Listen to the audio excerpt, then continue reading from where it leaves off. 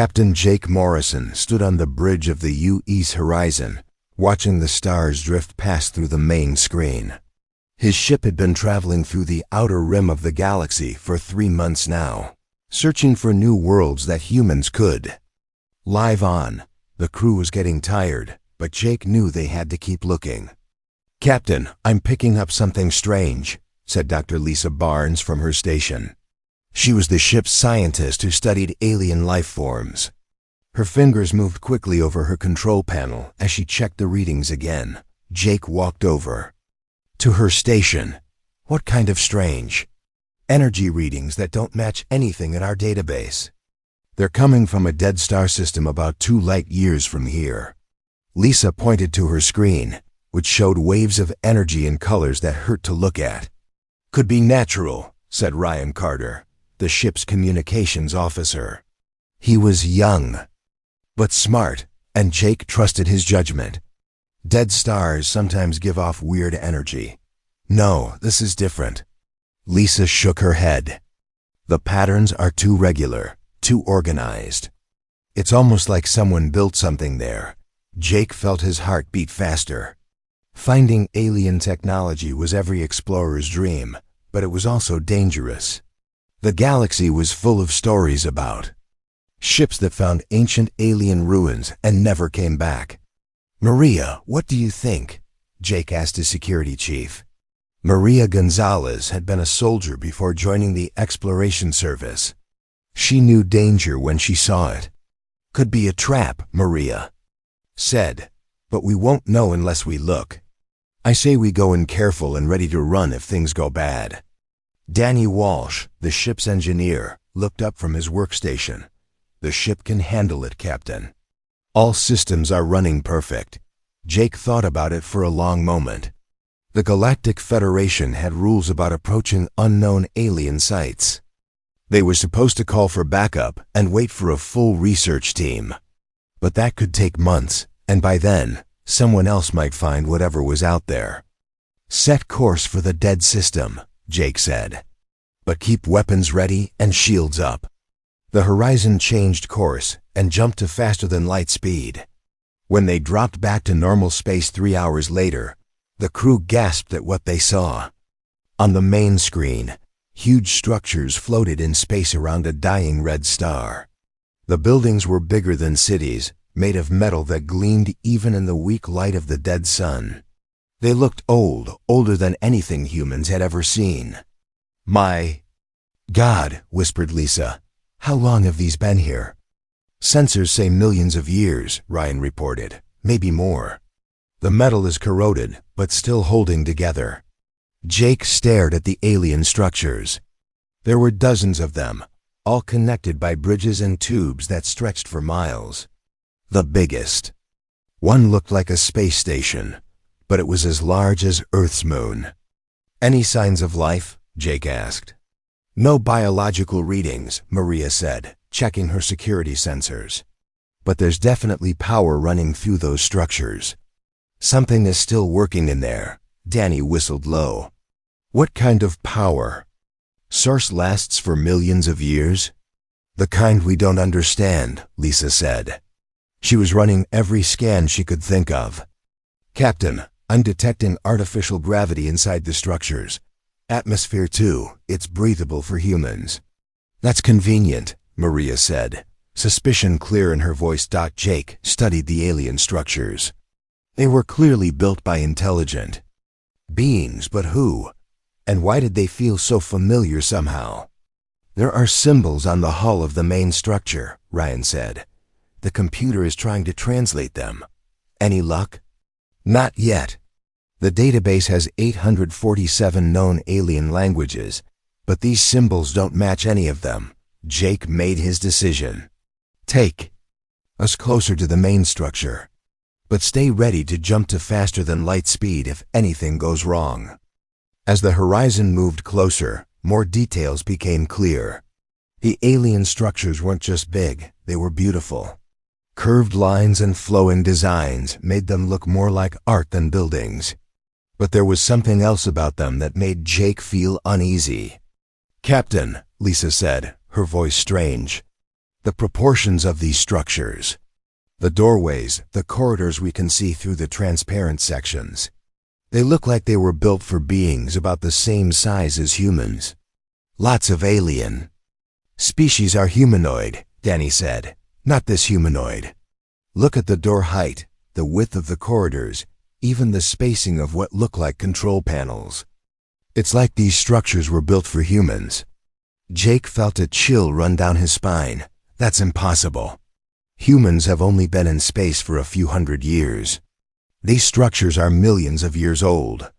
I'm just telling you what the scans show, Lisa said. The horizon reached the main structure and took position nearby.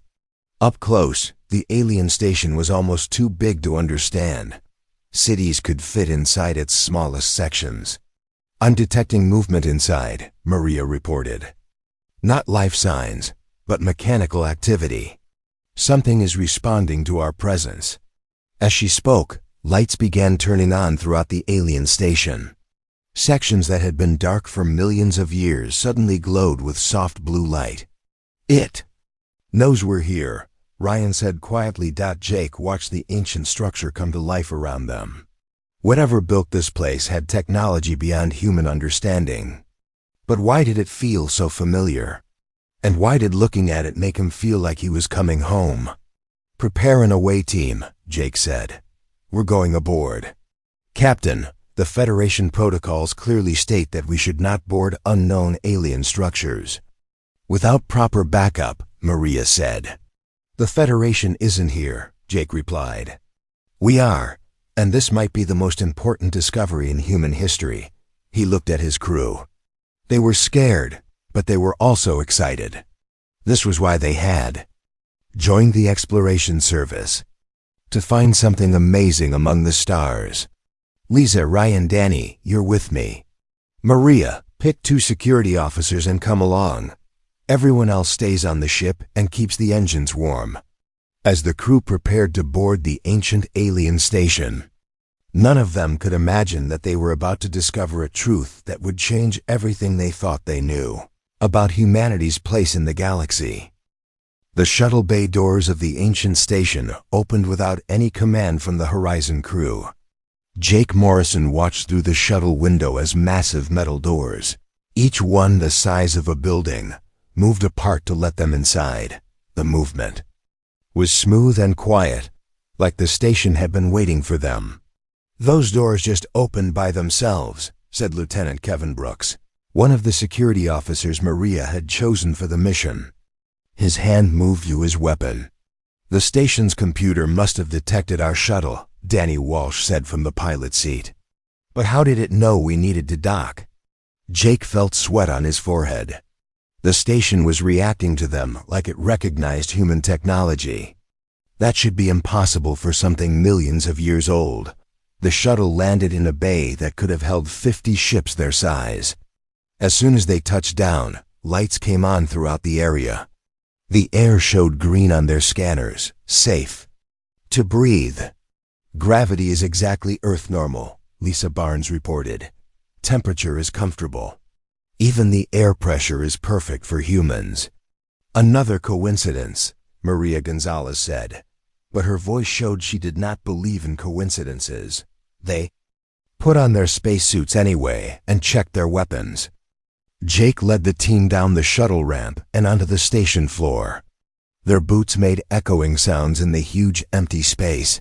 The walls were covered in the same strange symbols they had seen on the outside. But up close, Jake could see that some of the symbols looked almost familiar, like letters he had seen before but could not quite remember. The air is definitely safe, Amy Foster, the other security officer, said after checking her scanner. Should we take off our helmets? Keep them on for now, Jake ordered. We don't know what else might be in the air. They found a doorway that led deeper into the station. Like the shuttle bay doors, it opened by itself when they approached. The corridor beyond was lit by strips of soft light that turned on as they walked. Motion sensors, Danny said. But they're more advanced than anything we have. The corridor was exactly the right height for humans. Jake was tall, but he did not have to duck. The walls were smooth and curved, beautiful in a way that reminded him of art museums back on Earth. "Captain, look at this," Ryan Carter called out. He was examining a section of wall that had what looked like control panels. "These button layouts, they're designed for human hands. 5 fingers, thumbs that work like ours." Jake stopped walking. "Show me." Ryan pointed to the controls. They were dark now, but Jake could see the shape of handprints in the metal. They matched human hands perfectly. "This is getting weird," Kevin said. "How could aliens millions of years ago design everything for humans?" "Maybe they studied humans before building this place," Amy suggested. "Humans were not even evolved millions of years ago," Lisa said. "We were still primitive animals." They kept walking deeper into the station. Every door opened for them. Every corridor was the right size. Even the ceiling height felt comfortable, like someone had designed the whole place for human comfort. "I'm picking up power readings from ahead," Danny reported. "Something big is drawing energy from the main power source." They reached a large room filled with machines that hummed quietly. Screens covered the walls, showing star maps and data that moved too fast to read. In the center of the room stood a tall pillar covered in crystals that glowed with inner light. "Some kind of computer core," Lisa said, scanning the pillar with her instruments. "The processing power here is beyond anything in our technology." Jake walked around the pillar, studying the crystals. As he moved, the glow seemed to follow him. The screens on the walls changed, showing new information. "Captain, it's reacting to you," Ryan said. "The whole system is coming online." "Maybe I should not have come so close," Jake said, but he did not back away. Something about the pillar felt safe, familiar. Maria kept her weapon ready. This could all be a trap. Maybe the station is designed to capture humans. But why wait millions of years? Danny asked. If someone wanted to trap humans, they could do it easier ways. The screens around them started showing images. At first, the pictures moved too fast to see clearly. Then they slowed down, showing planets and stars and strange machines floating in space. "It's trying to communicate," Lisa said, excited despite the danger. "The computer is learning how fast we can process visual information." One screen showed Earth, but not as they knew it. This Earth had different continents and strange cities that glowed with technology. "That looks like Earth millions of years ago," Ryan said. "But those cities..." "Humans did not build cities like that back then." "Humans did not build cities at all back then," Lisa corrected. The images changed again. Now they showed beings that looked human, but taller and more graceful. These beings wore clothes made of light and traveled in ships that seemed to be made of crystal and metal mixed together. "They look human," Amy whispered. "They look like what humans might become," Jake said, "if we had millions of years to evolve." The Finto computer seemed to understand their language somehow. New images appeared, showing the human-like beings leaving Earth in great ships. The planet behind them was dying, covered in storms and fire. "An exodus," Lisa breathed. "They left Earth when something terrible happened." The images showed the beings traveling to other worlds, building stations like this one, watching and waiting. Always watching Earth, like they were waiting for something to happen. "They were waiting for us," Jake realized. Modern humans. They were waiting for their own people to evolve back on Earth. Maria lowered her weapon slightly. "You think these ancient builders were human?" "Advanced humans," Jake said. "So advanced we would not recognize them as the same species." The screens went dark for a moment. Then new images appeared, showing the horizon approaching the station. The computer had been watching them from the moment they arrived. "It knows who we are," Ryan said. "It knows we are human." Jake stepped closer to the crystal pillar. As he did, the whole room filled with a warm humming sound, like a giant machine purring with contentment. "I think it's been waiting for us to come home," he said. The crystals in the pillar glowed brighter, and Jake felt something he had never felt before. It was like the station itself was welcoming him, like a house that had been empty for too long finally having its family return. Behind him, his crew watched in amazement as the ancient station came fully alive around them. They had come looking for alien technology, but they were starting to suspect they had found something much more personal than that. They had found their own future, waiting patiently in the dark between the stars. The crystal pillar began to pulse with different colors as Jake Morrison touched its surface. The humming sound grew louder, filling the entire room with vibrations that the crew could feel in their bones.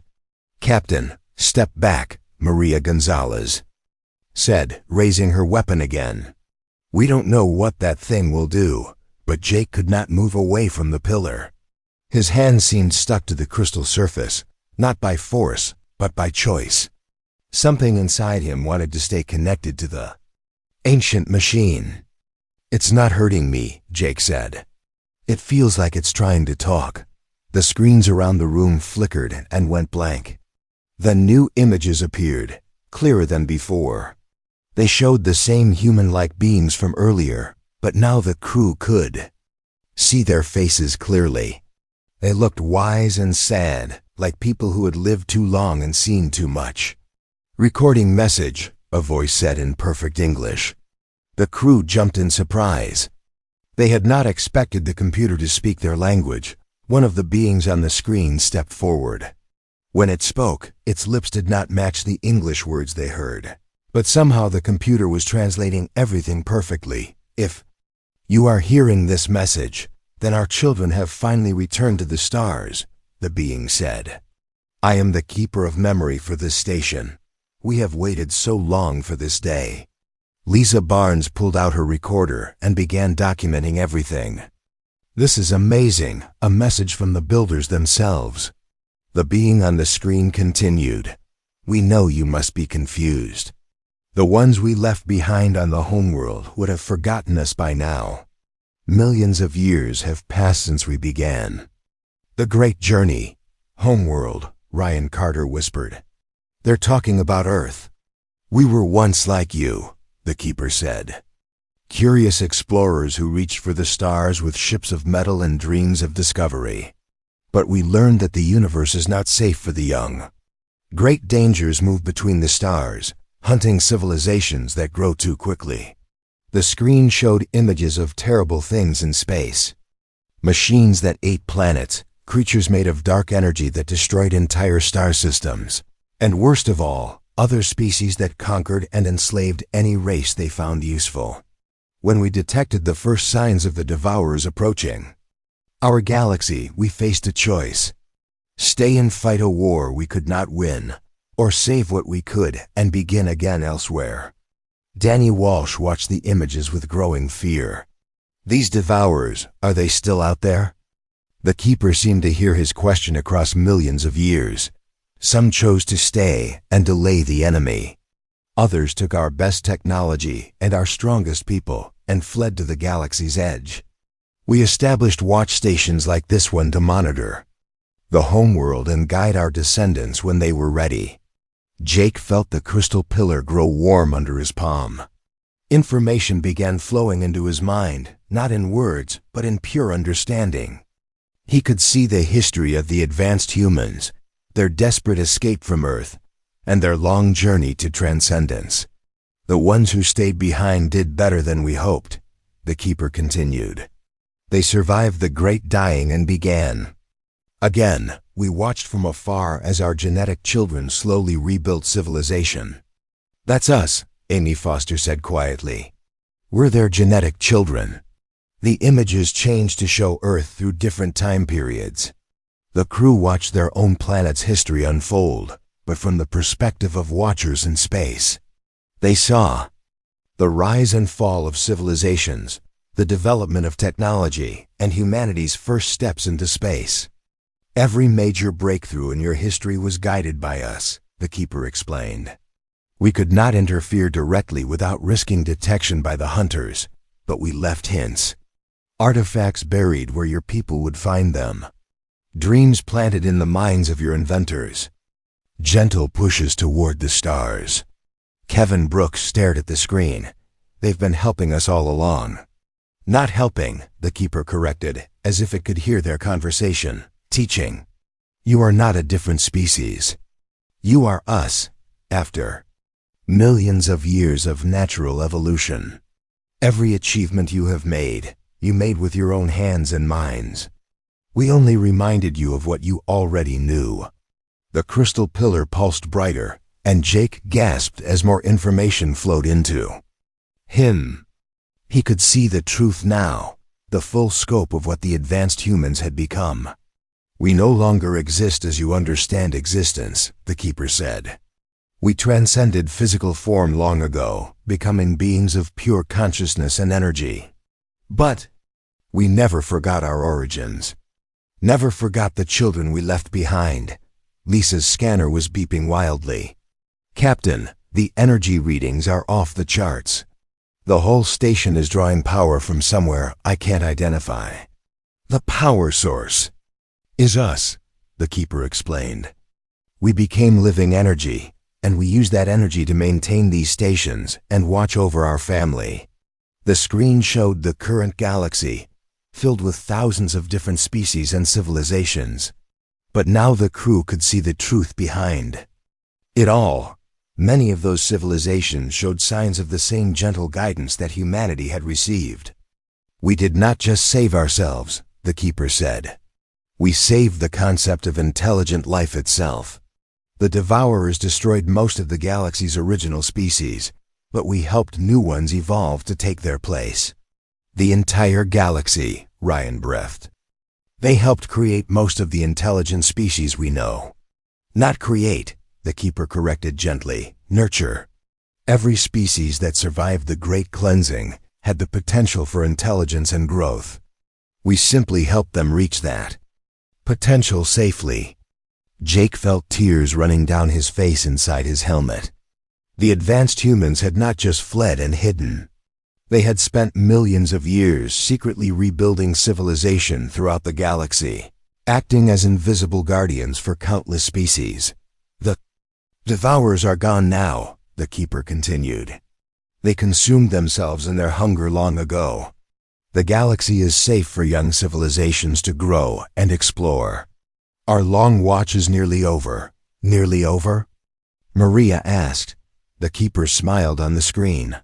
One last gift remains to be given. The knowledge of who you really are, and the choice of what you wish to become. The crystal pillar began to change, opening like a flower. Inside was a chamber, just the right size for a human being. Step inside, descendant of Earth, the keeper said, looking directly at Jake. Let us show you what your people can become when they reach for transcendence. Jake looked at his crew. They were scared but excited, standing on the edge of the greatest discovery in human history. Whatever happens, he told them, make sure this gets back to Earth. Humanity deserves to know the truth about who we really are. He stepped toward the opening chamber, ready to learn secrets that had been waiting millions of years to be shared. Jake Morrison stepped into the crystal chamber and felt the world change around him. The walls became transparent, and suddenly he was not standing in a room anymore. He was floating in space, surrounded by stars and galaxies that stretched forever. In all directions. Do not be afraid, the keeper's voice said inside his mind. You are safe. We are simply sharing memories with you directly. Jake could still hear his crew talking in the background, but their voices seemed far away. Lisa Barnes was shouting readings from her scanner, while Maria Gonzalez demanded to know what was happening to their captain. I'm okay, Jake called out. To them, though he was not sure they could hear him. Just keep recording everything. The space around Jake filled with images and knowledge that flowed directly into his brain. He saw Earth as it really was millions of years ago, not the primitive world they had imagined, but a planet covered with gleaming cities and impossible technology. Your history books are wrong about human evolution, the keeper explained. Humans. achieved advanced civilization much earlier than your scientists believe. We had faster-than-light travel, consciousness transfer, and energy manipulation technologies when your current dating methods say humans were still living in caves. Jake watched ancient human cities that floated in the sky and submarines that could travel between dimensions. These early humans had mastered technologies that current humanity was just beginning to understand. What happened to them? Jake asked. The same thing that happened to every advanced civilization in the galaxy. The Devourers came. The images changed to show massive dark shapes moving between stars. They were not ships or creatures, but something worse. Pure hunger given form, consuming everything they touched and growing larger with each meal. They ate entire solar systems, the Keeper continued. Planets, stars, even the space between them. Nothing could stop them, because they used the energy of their victims to become stronger. Jake watched in horror as the Devourers reached Earth. Advanced human civilization fought back with weapons that could crack moons and shields that blocked out suns, but nothing worked. The hungry darkness kept coming, so you ran, Jake said. Some of us ran, others chose a different path. The images showed the great human exodus. Millions of ships leaving Earth, carrying the best and brightest of humanity to safety among distant stars. But Jake could see that many humans stayed behind, fighting a hopeless battle to buy time for the evacuation. The ones who stayed knew they would die, the Keeper said sadly. But they also knew that someone had to survive to rebuild. So they made the greatest sacrifice any species can make. They gave up their advanced civilization to save their genetic future. Jake saw the truth now.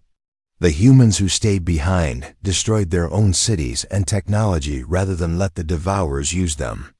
They made themselves look primitive, hiding among the animals while their world burned around them.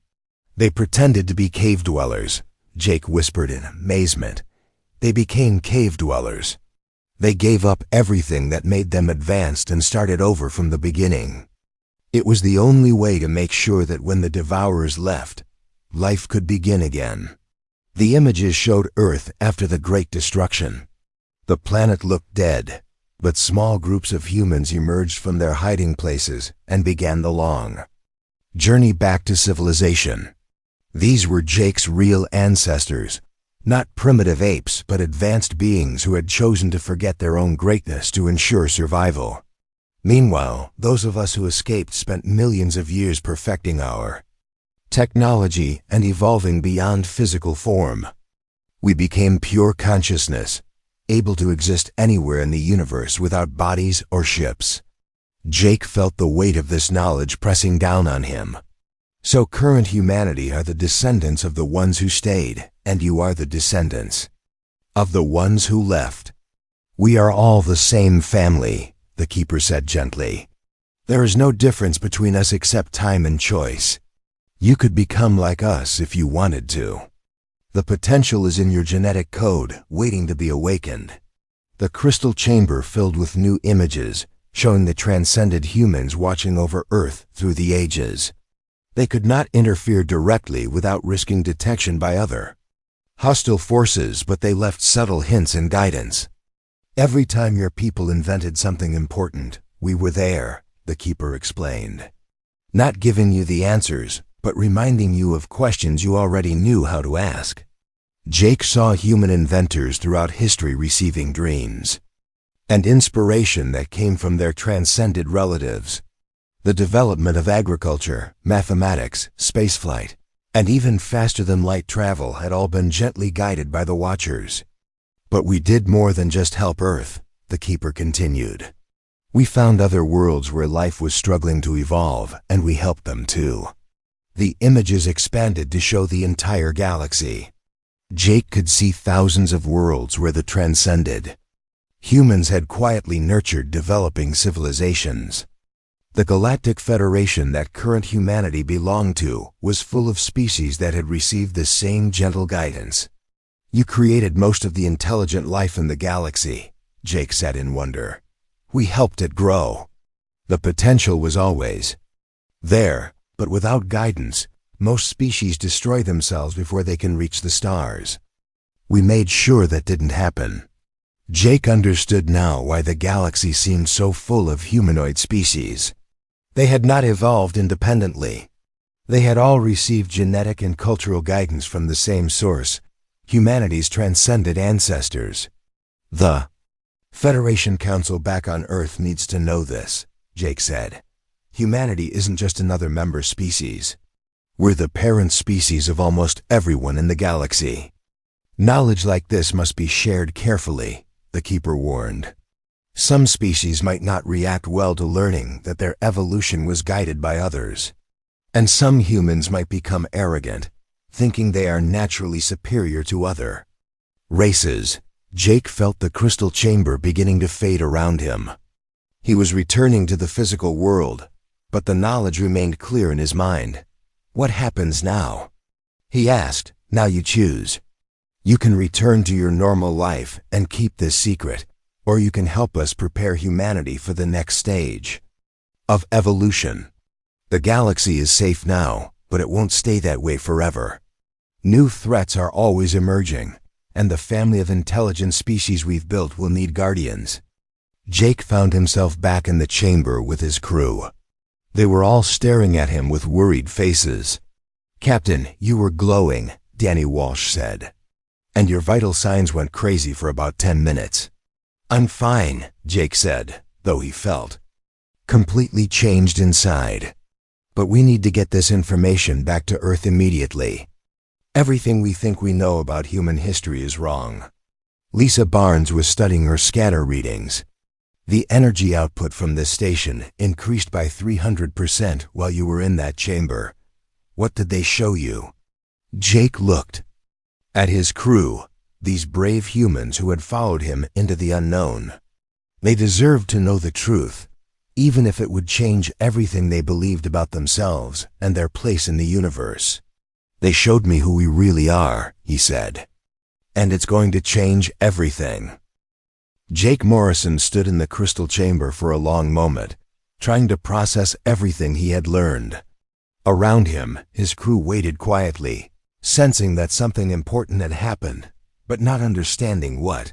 The Keeper's voice spoke again, but this time everyone could hear it clearly through the station's communication system. "Your captain has seen the truth of your heritage," the Keeper said. "But there is more you must know before you leave this place." The screens around the room lit up with new images.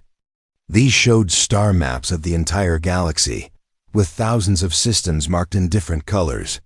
Each colored system represents a civilization that we helped guide to intelligence, the Keeper explained. Red marks for species that achieved spaceflight, blue for those that developed advanced technology, green for civilizations that learned to live in peace with their neighbors. Lisa Barnes gasped as she counted the marks. "There must be millions of them."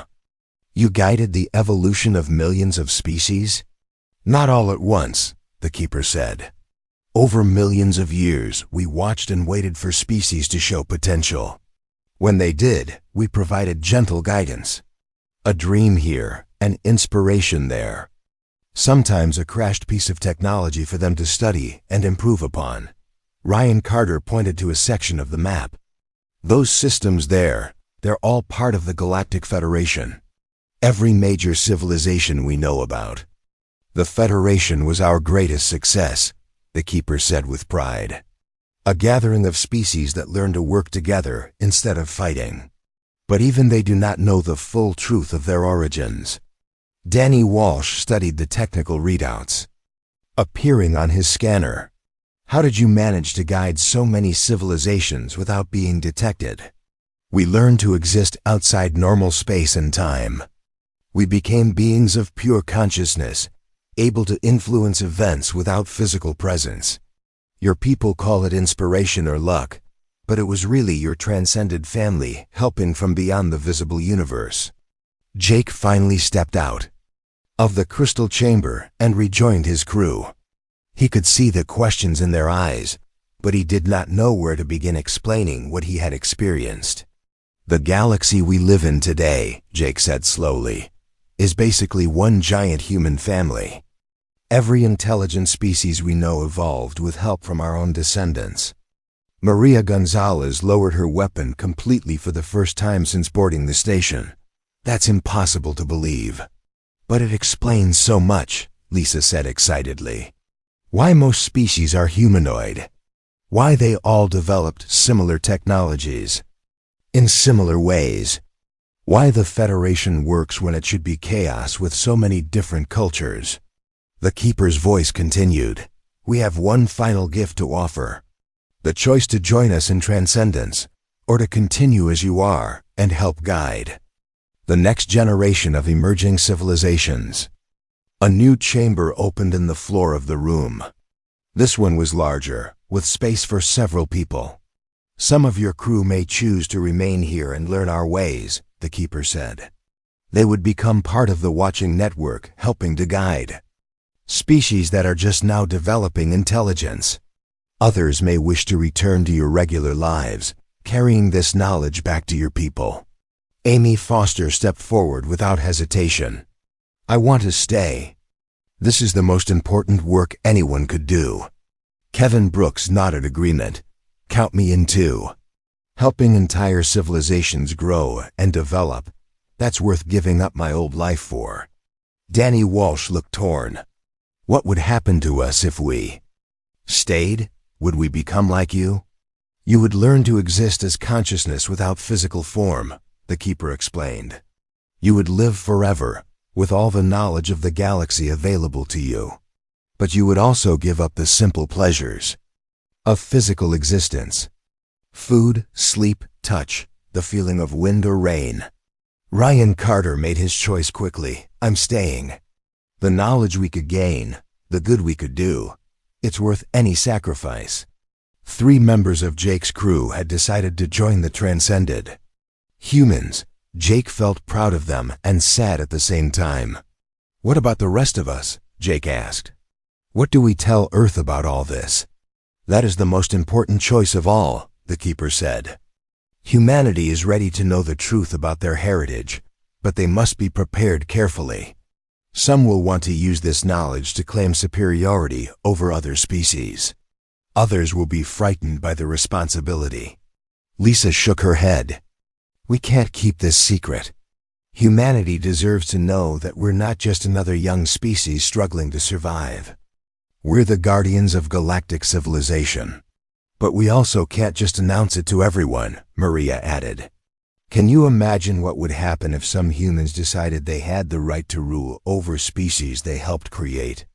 Jake thought about the politicians and military leaders back on Earth. Some of them would definitely see this knowledge as a weapon or a tool for power. We'll need to start slowly, Jake decided. Tell the Federation Council first, then work with them to decide how to share the information safely. The Keeper seemed pleased with this decision. Wisdom grows slowly, like all good things. Your species has learned patience over millions of years of development. The 3 crew members who had chosen to stay began walking toward the Transcendence chamber. Amy Foster turned back to look at her former teammates. Tell everyone back home that we didn't die, she said. We just became something more.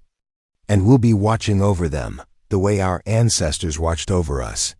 The chamber closed around the 3 volunteers, and they vanished in a flash of light.